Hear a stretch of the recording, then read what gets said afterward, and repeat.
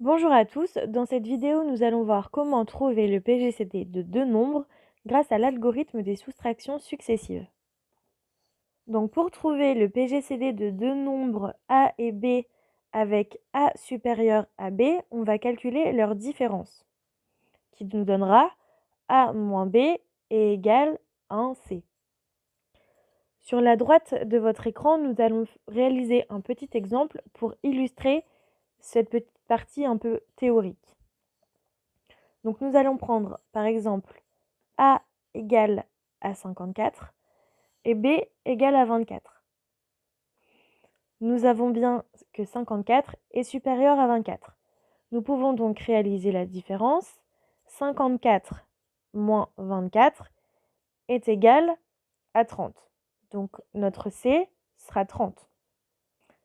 Une fois cette étape réalisée, nous avons deux cas possibles. Si notre B est supérieur au résultat C que nous venons de trouver, nous devons réaliser la soustraction B moins C qui nous donnera le résultat D. Et si B est inférieur à C, nous devrons réaliser la soustraction C moins B qui nous donnera le résultat D. Donc dans notre exemple, 30 est supérieur à 24.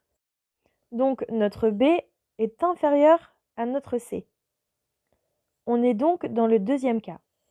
On va réaliser la soustraction 30 moins 24 qui nous donnera 6.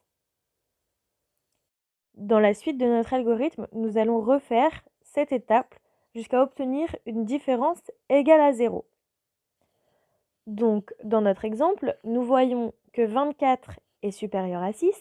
Donc, nous allons faire 24 moins 6, ce qui nous donnera 18. Ensuite, 18 est supérieur à 6.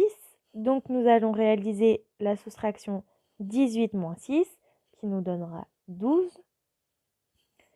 12 étant supérieur à 6, nous allons faire 12 moins 6 qui sera égal à 6. Et notre dernière soustraction sera 6 moins 6 qui est égal à 0.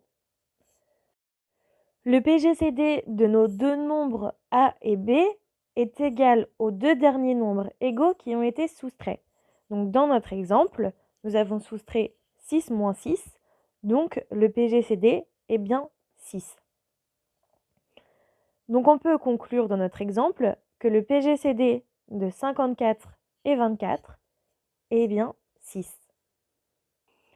Pour trouver le PGCD de deux nombres, vous pouvez également utiliser l'algorithme d'Euclide dont vous pourrez retrouver la vidéo sur notre site. Merci à vous d'avoir visionné celle-ci, nous vous souhaitons un bon courage et de bonnes révisions.